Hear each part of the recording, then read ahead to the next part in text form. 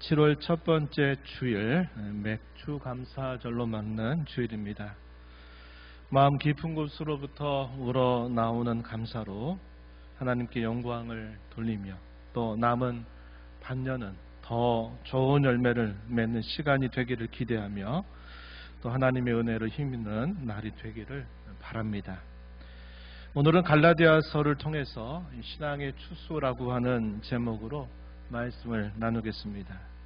먼저 추수감사에 대한 구약의 절기를 한번 살펴보고 그것이 오늘 저와 여러분에게 어떻게 연결되고 있는지 한번 살펴보는 게 도움이 될 것 같습니다. 그리고 그것을 오늘 우리 신앙의 열매에 빗대어 살펴보면서 주께서 오늘 저희에게 주시는 교훈에 귀를 기울이고자 합니다. 오늘도 말씀에 마음과 귀를 활짝 열고 또 깨닫고 또 새롭게 되는 귀한 시간이 되기를 바랍니다. 구약의 절기에서 추수감사와 연관된 절기는 맥주절과 수장절입니다. 이 맥주절은 이른 봄에 보리 추수를 주로 기념하는 절기이고요. 이것은 이스라엘에서 가장 먼저 수확하는 작물이기도 했습니다. 맥주절을 다른 말로는 오순절이라고도 부릅니다. 그렇게 부르는 이유는 6월절이라고 하는 첫 번째 절기 이후에 50일째가 되는 날이기 때문에 그렇습니다. 우리가 이 순이라고 하는 말이 10을 뜻하는 표현이에요. 그래서 오순절 우리가 이렇게 부르기도 합니다. 또한 맥주절의 시작은 초실절이라고 하는 것으로부터 시작을 해서 역시 50일째 되는 날에 완성이 됩니다.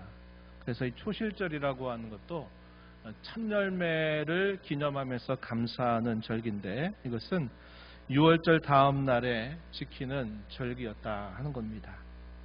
그래서 이 맥주절은 유대력, 당시 히브리인들이 생각하는 달력으로는 세 번째 달, 이걸 시반월이라고 부릅니다. 세 번째 달 6일이었어요.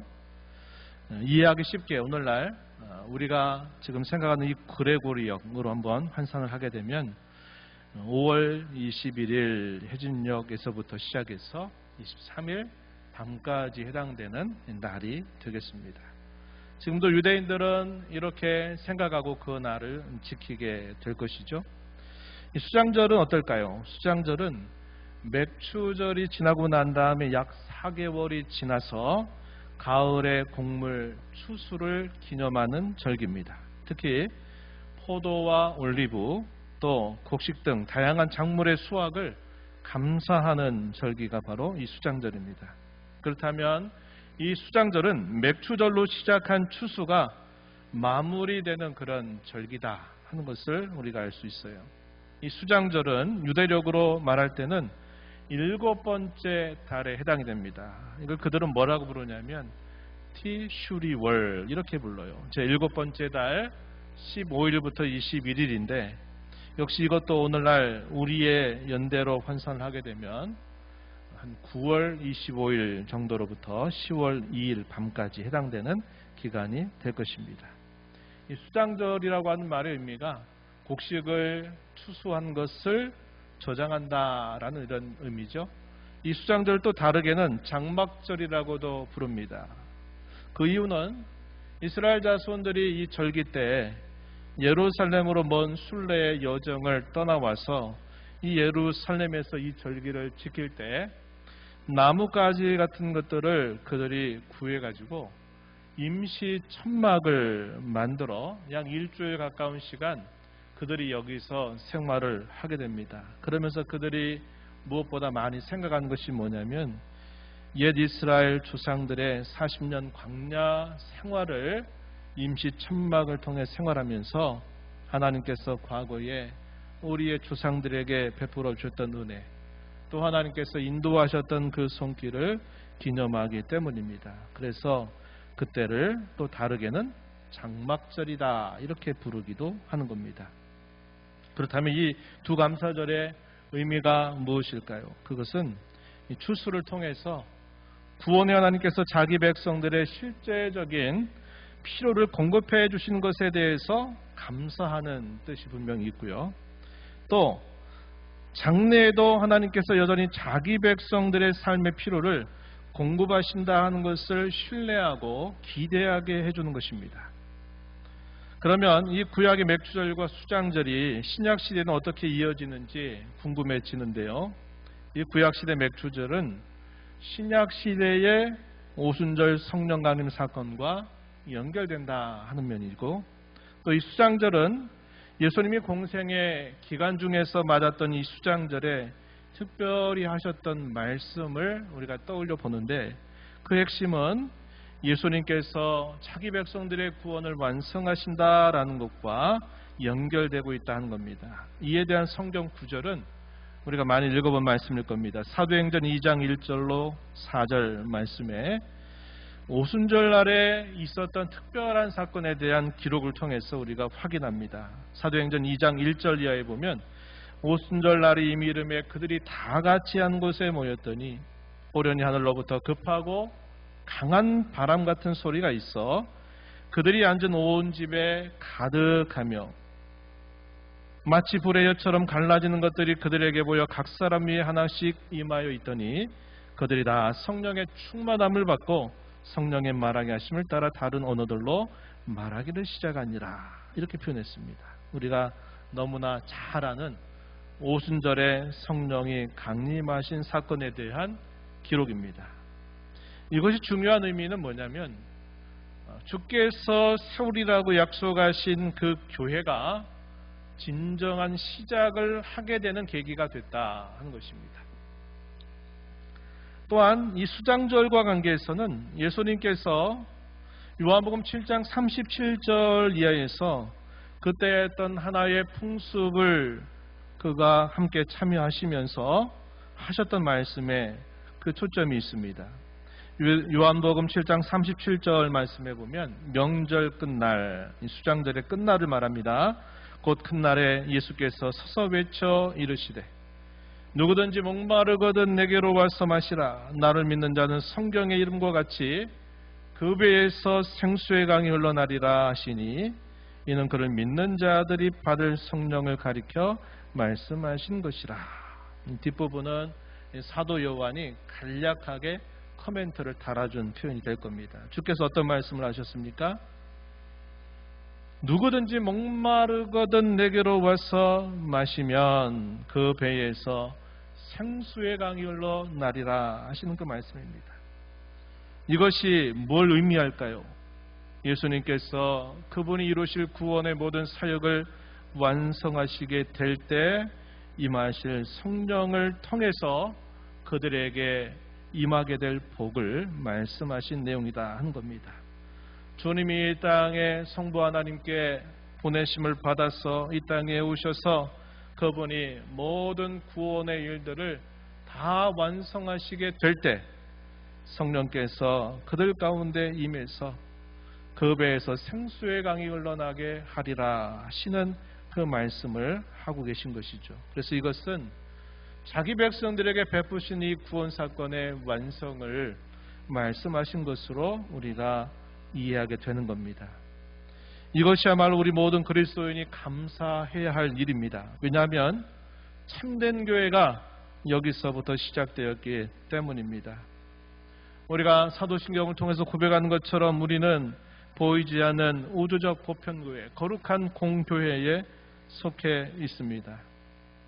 히브리서는 이렇게 표현했어요. 하늘의 예루살렘, 천만 천사와 하늘에 기록된 장자들의 모임과 교회와 만민의 심판자이신 하나님과 및 온전하게 된 의인의 영들에 속해 있다. 이렇게 표현한 바 있습니다. 저와 여러분은 이 땅에 짧은 인생을 살고 떠나가는 것처럼 보이지만 우리는 이 하나님의 거룩한 공교회에 이미 속해 있는 자들이다 하는 것을 성경은 가르쳐 줍니다. 동시에 지금 이 땅에 구원받은 신앙의 공동체로서 보이는 교회에 속해 있기도 하다 하는 겁니다. 그래서 우리의 마치 생일과도 같은 교회의 진정한 시작을 보여주는 것이 바로 이 맥주절과 수장절이 신약 시대에 오게 되면서 이루어진 일로 성경은 묘사해주고 있다는 것입니다. 마지막으로 오늘 한국교회에서는 이 구약의 절기를 어떻게 지키고 있을까요? 우리는 문자대로 그것을 지키지 않습니다. 또한 구약시대처럼 그것을 의무적으로 지키는 것도 아닙니다. 우리 한국교회는 이 두 절기를 우리나라의 형편과 상황에 맞게 수용했습니다. 명칭에 있어서 맥주절을 우리가 맥주감사절로 이렇게 부르고 수장절을 추수감사절로 부르면서 그 명맥을 유지하고 있어요. 그렇다면 우리가 어떻게 지키고 있나요? 먼저 이 맥주감사절은 5월 말부터 시작해서 6월 말 정도 보리 추수를 마치고 난 다음에 7월 첫 번째 주일로 우리가 맥주감사절로 정해서 지키고 있습니다. 그것이 의미가 있는 것은 상반기를 마치고 이제 하반기를 시작하는 날이기 때문에 특별한 의미가 있다 하는 것입니다. 바로 오늘이 그날이죠.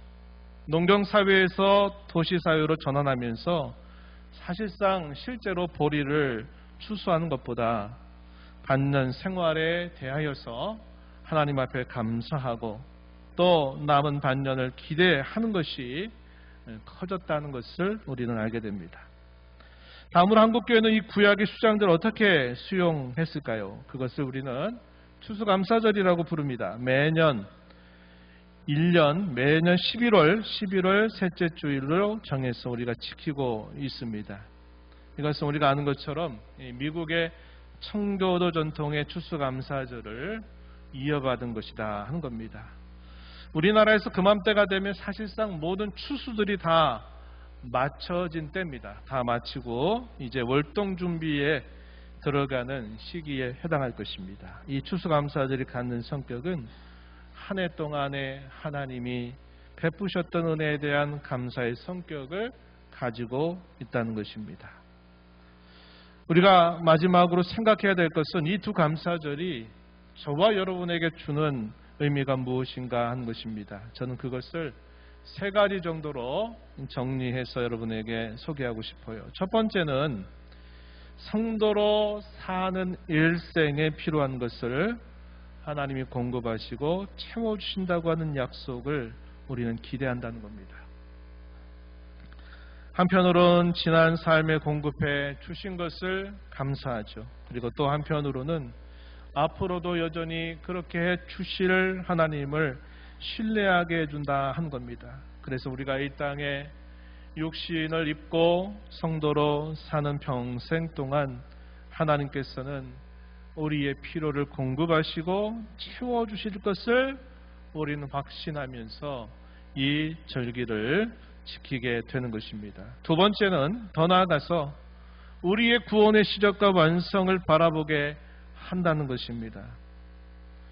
우리 안에 시작된 이 구원은 장차 완성되리라고 하는 확신과 소망을 우리가 이걸 통해서 생각하게 되는 것입니다. 그때까지 우리는 이 믿음의 시작, 이 믿음의 완성을 주관하시는 예수 그리스도를 바라보면서 살아야 된다는 것을 알게 됩니다.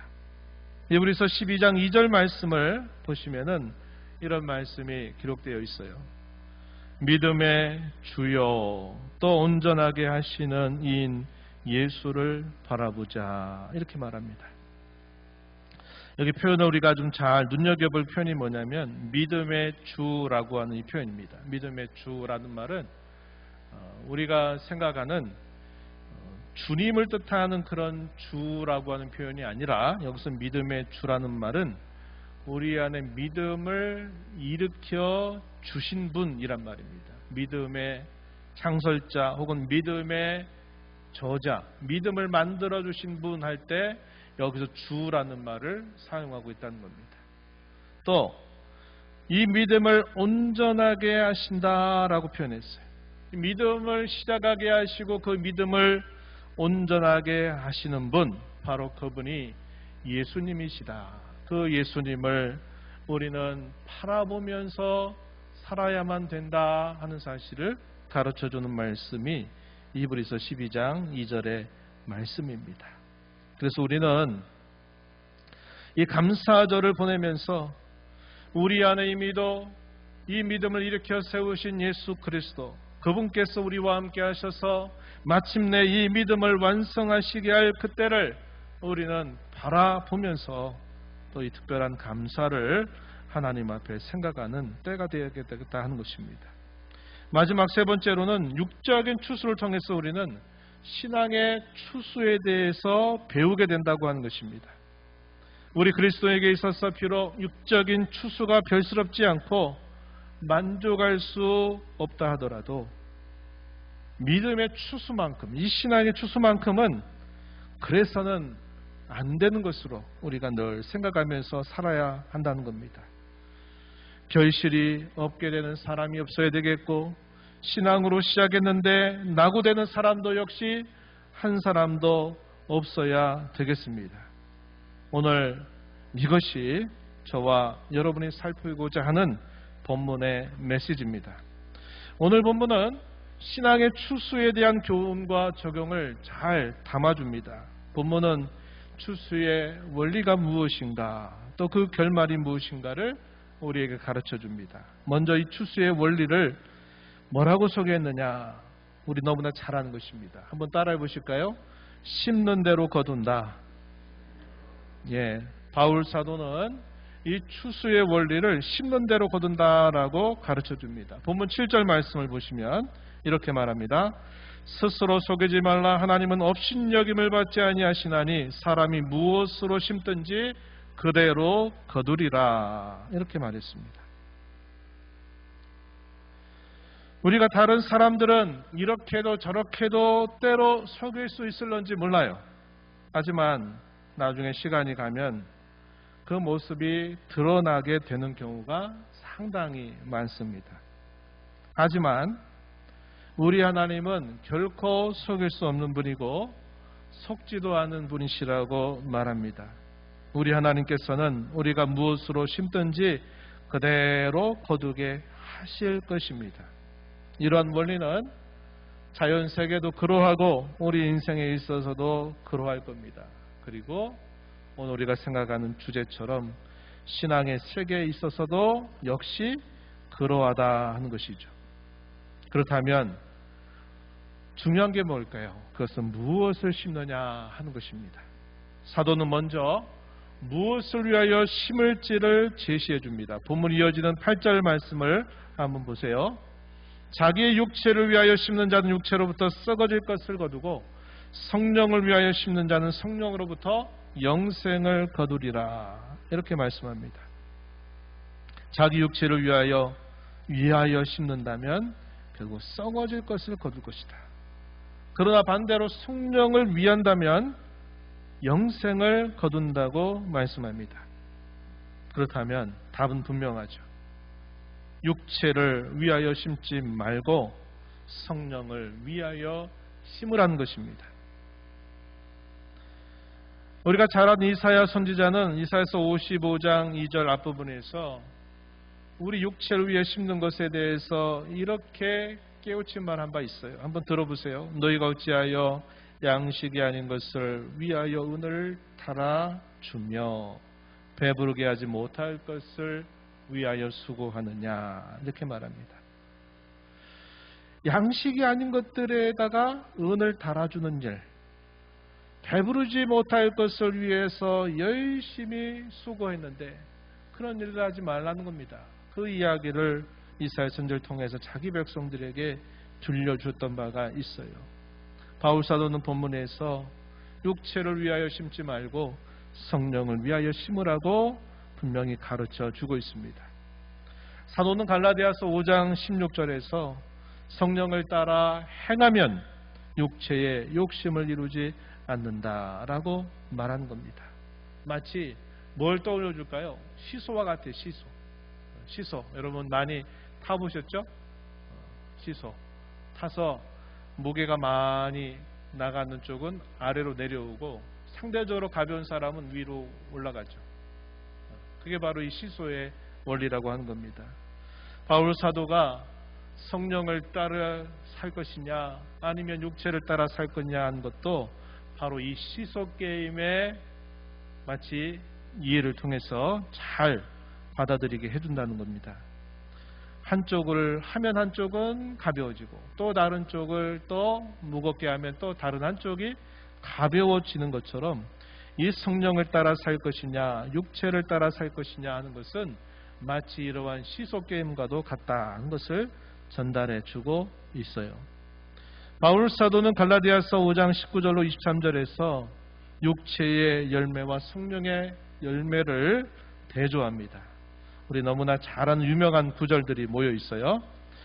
갈라디아서 5장 19절로 21절은 육체의 열매에 대해서, 또 이어지는 22절 23절은 성령의 열매에 대해서 가르쳐 주고 있습니다.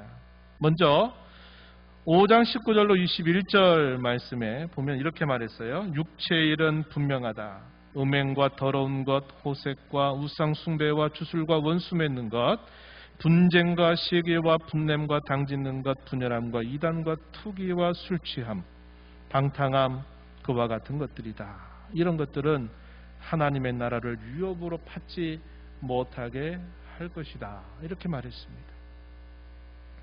반면에 이어지는 말씀 22절 23절에서는 반대로 성령을 따라 행하는 자들에게 맺게 되는 그 열매에 대해서 말해줍니다. 우리 같이 이 말씀을 읽어보겠습니다. 5장 22절 23절입니다. 오직 성령의 열매는 사랑과 희락과 화평과 오래 참음과 자비와 양선과 충성과 온유와 절제니 이 같은 것을 금지할 법이 없느니라. 아멘. 육체의 일, 육체의 열매와 성령의 열매가 아주 극명하게 대조되고 있다는 겁니다. 그래서 바울 사도가 결국 말하는 게 뭘까요? 너희는 더 이상 너희의 육체를 위하여 심지 말고 너희가 성령을 위하여 심으라.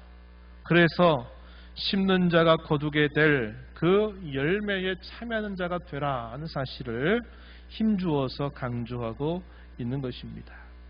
여기서 중요한 게 뭐냐면 성령을 따라 행하면 성령께서 우리 안에 이러한 열매들을 골고루 맺게 해주신다고 하는 겁니다. 이렇게 말하지 않았어요. 네가 열심히 해서 이것저것을 맺어가라 이렇게 말하지 않고 성경의 원리는 성령을 따라 행하게 되면 성령께서 이런 열매를 맺도록 역사하신다는 사실을 말해주고 있다고 하는 것입니다. 겉으로 볼 때는 우리가 이루는 것처럼 보이지만 그 실제의 모습은 하나님의 영이 우리 안에서 이런 일들을 이루도록 끊임없이 우리를 가르치고 지도하시고 인도하신다는 사실이죠. 또 한 가지 중요한 원리가 있습니다. 그것이 뭐냐면 때가 이르면 거둔다 하는 것입니다. 본문 9절 하반절에서 말한 바와 같습니다. 때가 이르면 반드시 거두게 된다 하는 것을 말해주고 있습니다. 추수할 때가 되면 거두는 것 당연한 이치가 아니겠습니까? 우리의 신앙도 마찬가지입니다. 때가 되면 반드시 거둔다는 거예요.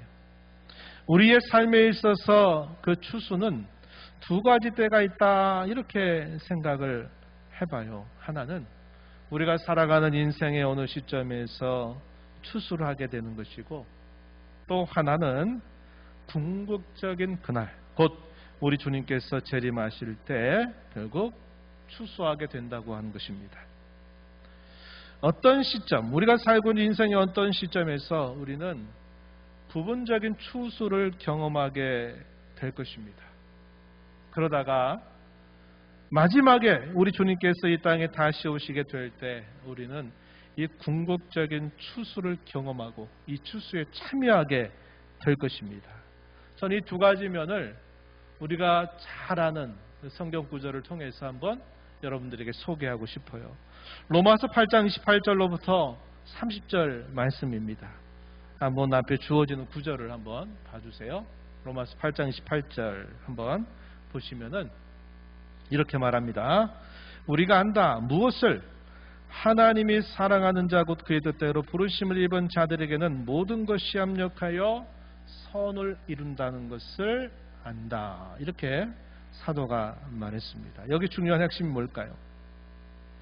하나님을 사랑하는 자들에게는 모든 것이 합력하여 선을 이룬다. 이렇게 표현하는 것입니다. 이 말을 다르게 말하면 하나님께서 모든 것을 합력해서 선을 이루신다라고 하는 그 표현입니다.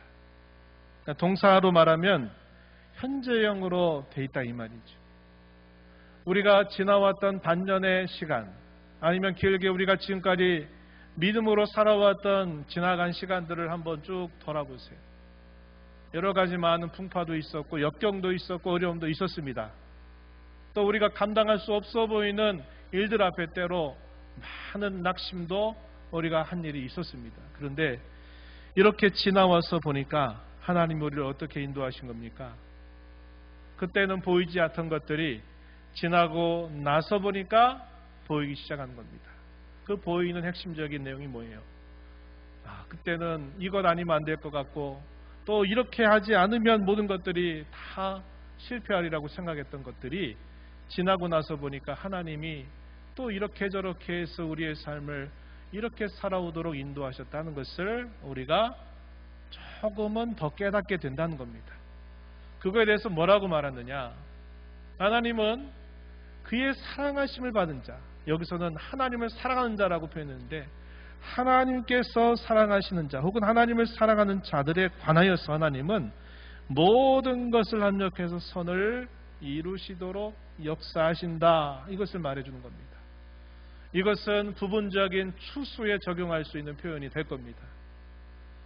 우리가 이제까지 경험해왔던 것, 또 우리가 살아가면서 이 땅에 살면서 어느 순간 되면 또 깨닫게 될 사실을 말해주는 것이죠. 그러나 우리가 궁극적인 추수를 우리는 또 생각하게 됩니다. 그 내용은 이어지는 말씀 29절과 30절입니다. 함께 이 말씀을 같이 읽어보겠습니다. 하나님이 미리 하신 자들을 또한 그 아들의 형상을 본받게 하기 위하여 미리 정하셨으니 이는 그로 많은 형제 중에서 맏아들이 되게 하려 하심이니라. 또 미리 정하신 그들을 또한 부르시고 부르신 그들을 또한 의롭다 하시고 의롭다 하신 그들을 또한 영화롭게 하셨느니라. 아멘.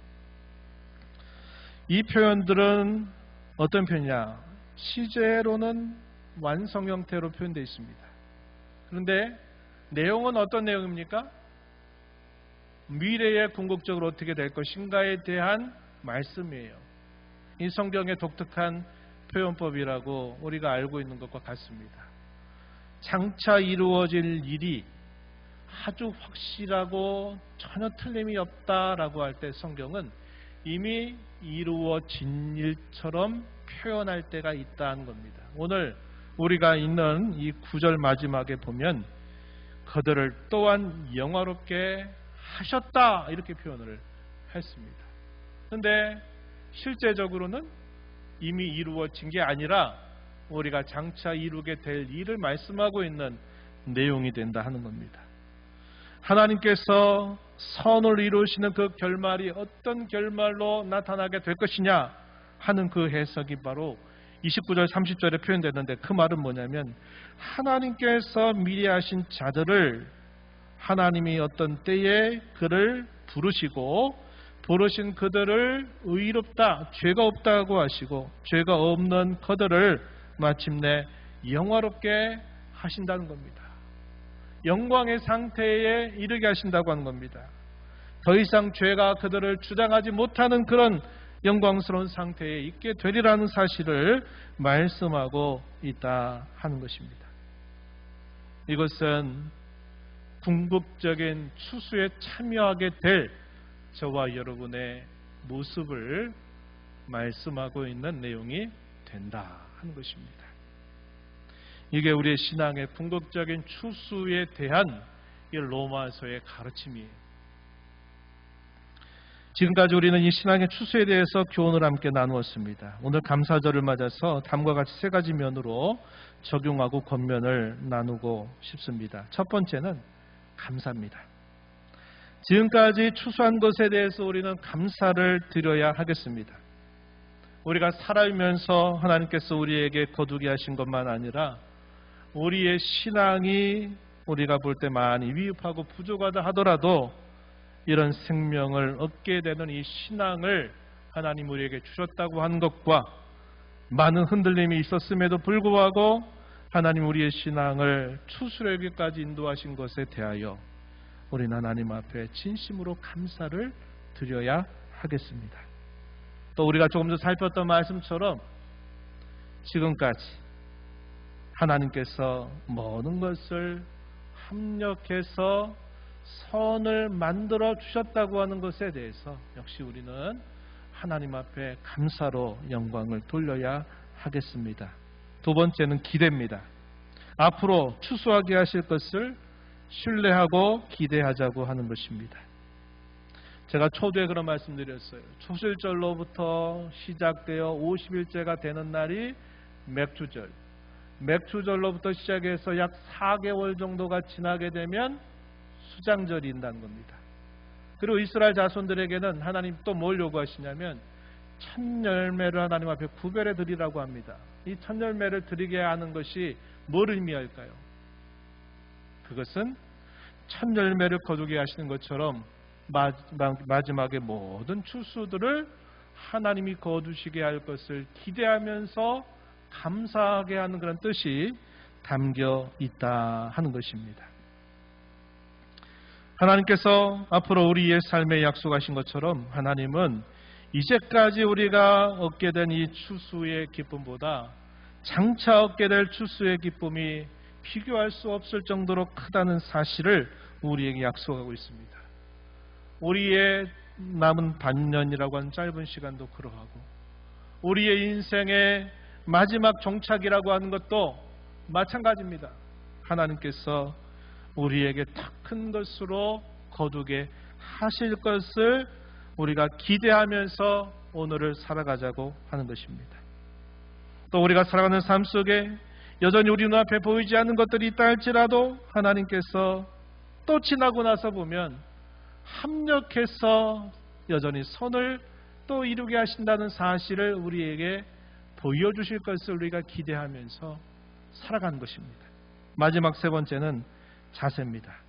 남은 반년, 우리 인생의 남은 때를 이와 같이 살아가자고 하는 것입니다. 갈라디아서 6장 6절과 9절 말씀, 우리가 읽었던 첫 번째 말씀에서 뭘 말합니까? 가르침을 받는 자, 말씀을 가르치는 자와 모든 좋은 것을 함께하라. 뜬금없이 이 표현이 나왔어요. 이 표현이 뭘 우리에게 가르쳐 주겠습니까? 우리가 어떤 자세로 살아야 되느냐 할 때 하나님의 말씀의 가르침을 받기를 사모하면서 오늘을 살아가야 된다는 것을 가르쳐 준다고 하는 것입니다. 또한 9절 말씀에서 뭐라고 말합니까? 우리가 선을 행하되 낙심하지 말지니 포기하지 않으면 때가 이름에 거두리라, 이렇게 말씀했습니다. 우리가 선을 행하고 그 열매가 지금 없다 생각하는 것 때문에 낙심하거나 포기하지 않는 자세를 가지고 우리의 남은 반년을, 남은 삶을 우리는 살아가야 되겠다 하는 것입니다. 마지막은 오늘 말씀처럼, 오늘 말씀과 비슷한 말씀 보면 야고보서 5장 7절과 9절, 7절에서 9절 이런 말씀에 보면은 어떤 이야기를 하느냐? 주께서 강림하시기까지 길이 참으라. 농부가 땅에서 나는 귀한 열매를 바라고 길이 참아 이른 비와 늦은 비를 기다리나니 너희도 길이 참고 마음을 굳건하게 하라. 주의 강림이 가까우니라. 형제들아 서로 원망하지 말라. 그리하여 심판을 면하리라. 이렇게 표현을 했습니다. 길이 참고 인내하면서 오늘을 우리가 살아가는 자세를 다시 추스리고 힘써 나가자고 하는 것입니다.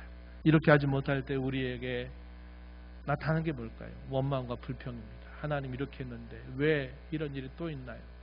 원망과 불평이 또 나온단 말이죠.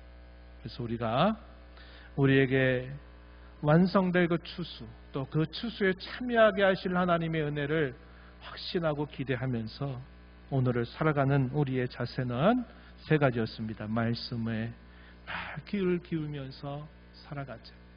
또 선을 행하면서 낙심하거나 포기하지 말자.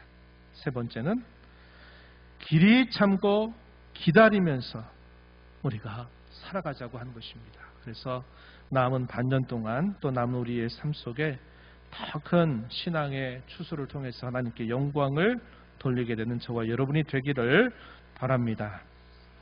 하나님 아버지, 오늘 맥주감사절을 저희가 맞으며 특별히 또 하반기의 첫 주일을 함께 맞으면서 지난 반년을 감사하고 또 남은 반년을 또 주의 약속을 붙들고 기대하며 출발하게 하신 은혜를 다시 한번 기억하며 감사드립니다. 저희가 그 더 나은 때를 생각하면서 하나님 말씀에 늘 귀를 기울이는 것과 선을 행하면서 낙심하거나 포기하지 말아야 될 것, 또 길이 참고 인내하면서 더 나은 추수를 향해서 전진해 가는 저희가 되기를 진심으로 바라오니 주께서 은혜를 베풀어 주시옵소서. 예수님 이름으로 기도하옵나이다. 아멘.